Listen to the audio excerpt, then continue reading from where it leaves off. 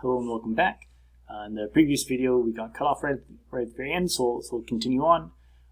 Our function, we were able to factor this function completely, so we can identify where the roots are, where the zeros are. If I have three things that I'm multiplying together to get 0, the only way that I can multiply numbers to get 0 is if one of those numbers happens to be 0. So if x minus 1 is 0, that means that x is 1. If x plus 4 was 0, that means x is equal to negative 4. Or if x plus 5 is equal to 0, then x had to be negative 5.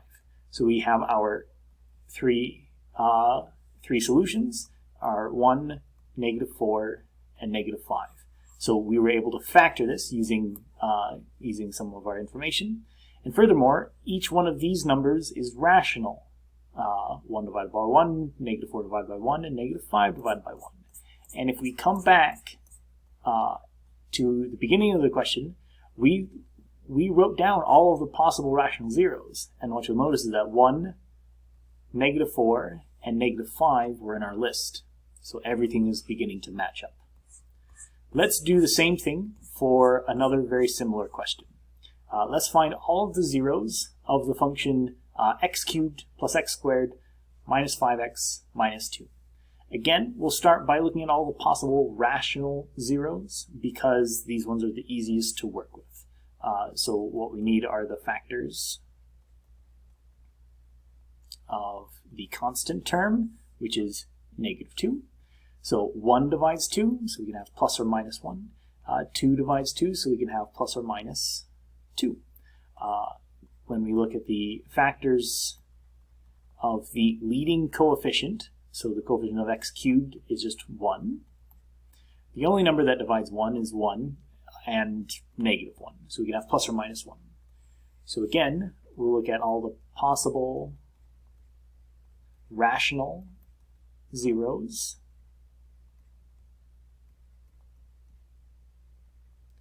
And we'll divide the factors of negative 2 by the factors of 1 to get, we could have 1 divided by 1, so plus or minus 1 divided by 1, or we can have plus or minus 2 divided by 1. So there's only 4 possible rational zeros. So let's go through and check these.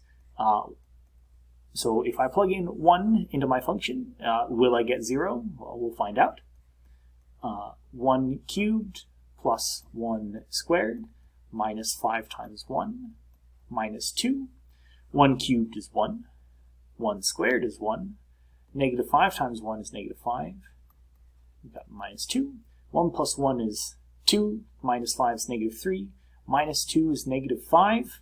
Nope, not a 0. Let's try negative 1. If I plug negative 1 into my function, negative 1 cubed plus negative 1 squared minus 5 times negative 1 minus 2. So negative 1 cubed, negative 1 times negative 1 times negative 1. 2 of the negative signs cancel, but the third hangs around. Negative 1 times negative 1, both of those negative signs will cancel. Minus 5 times negative 1, well, that'll be plus 5, minus a 2. Negative 1 plus 1 is 0, plus 5, and then minus 2, that brings us down to 3. Also, not a 0. Plug in a 2. 2 cubed plus 2 squared minus 5 times 2 minus 2. 2 cubed, 2 times 2 times 2 is 8. 2 times 2 is 4. Minus 5 times 2 is 10. Minus 2. 8 plus 4 is 12. Minus 10 is 2. Minus 2 is 0. Haha, we found a 0. So this means that 2 is a 0, or a root, which means that I found a factor of our polynomial. From the last section, x minus 2 is a factor of f, which means that if I divide f by this factor, it should divide it evenly. Let's check. X cubed plus x squared minus 5x minus 2 But divide this by x minus 2. X goes into x cubed, x squared times, meaning x squared times x is x cubed, so these match. X squared times negative 2, and now I'll subtract x squared minus a negative 2x, so I'm subtracting a negative, the same thing as adding. I bring down the next term. 3x squared divided by x is going to be 3x. 3x times x will be the 3x squared, which is why that works. 3x times negative 2 is going to be negative 6x. So if I take negative 5x minus negative 6x, so again I'm subtracting a negative, it's like I'm adding, so negative 5 plus 6 will be 1. If I bring that down, x minus 2 goes into x minus 2 exactly once. So again, if I multiply these, I get a remainder of 0. Hey, it works. This is divisible by x minus 2 exactly. So let's write this over here. What does this mean? My function is equal to x minus 2 times x squared plus 3x plus 1. So I have factored my polynomial, so this is quite nice. And what I want to do is I want to set this equal to 0. I'm solving for the zeros, the roots of the polynomial. Well, this first one, this is pretty easy. This just means that x is equal to 2. We already knew that 2 is a root. The second one, this doesn't really factor all that nice. So when I'm trying to solve x squared plus 3x plus 1 is equal to 0, I'm just going to use my quadratic formula. So x will be equal to negative 3 plus or minus the square root of 3 squared minus 4 times a times c, all divided by 2 times a. If we keep going, so 3 squared is 9, minus 4 times 1 times 1, so it's just minus 4. So this is plus or minus 9 minus 4 is 5, all over 2. So my two roots are going to be, x is negative 3 over 2 plus the square root of 5 over 2. Or if I use the negative sign in there, x is negative 3 over 2 minus the square root of 5 over 2.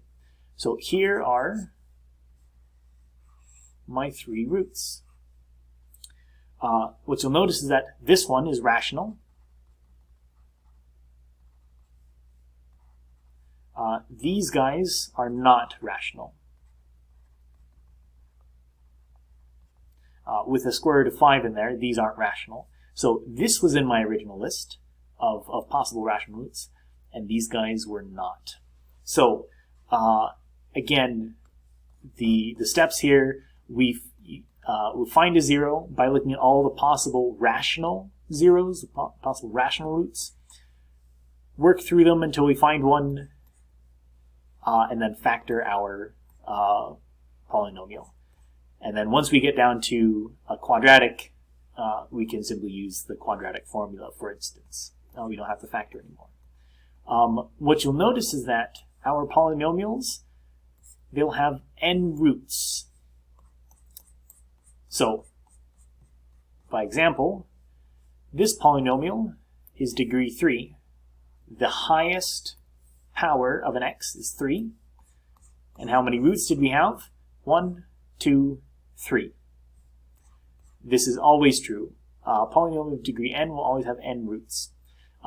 Sometimes a root could be repeated. It could be that polynomial of degree 4 has 2 as a root, and it could also have 2 as a root, 2 as a root, 2 as a root, and 2 as a root. So it could have 2 repeated 4 times. The other interesting thing is that complex roots, so if you ever have a root that's a plus bi, you know that you also have another root, a minus bi. So roots always come in pairs. Using this information, it can help us solve for roots of polynomials a little bit easier. So let's look at this polynomial, which I've also graphed here. And we can use all the information that we want from the graph as well as anything else that we've learned. So what you'll notice is that this graph, it looks like it only has one root right there. But I haven't labeled which ones it is.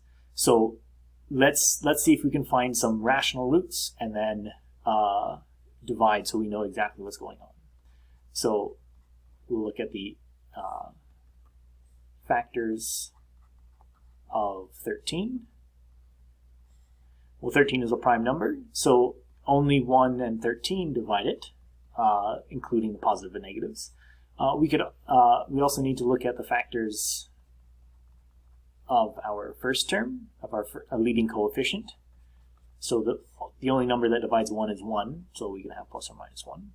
And then when we look at the possible rational roots,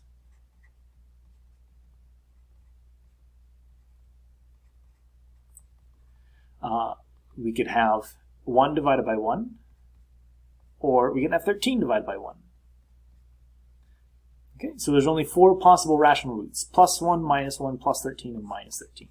So let's start checking these. I need to keep that there. Let's plug, if I call this function f, let's plug 1 into here and see what happens. So I get 1 to the 4th power, minus 6 times 1 to the 3rd power, plus 22 times 1 to the 2nd power, minus 30 times 1, plus 13. 1 times itself a bunch of times is 1, minus 6 times 1, plus 22 times 1, minus 30 times 1, and plus 13. So I have 1 minus 6 is negative 5, plus 22 is 17, minus 30 is negative 13, plus 13 is 0. First try. So 1 is a root.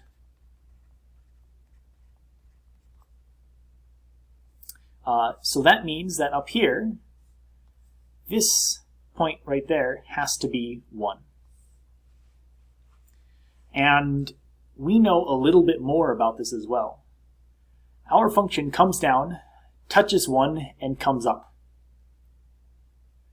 From the previous chapter, we know that 1 has even multiplicity.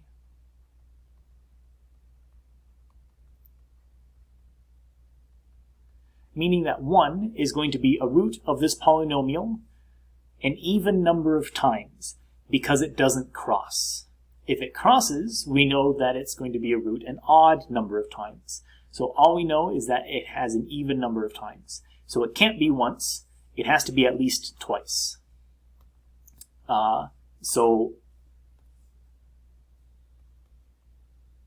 Thus, 1 is a root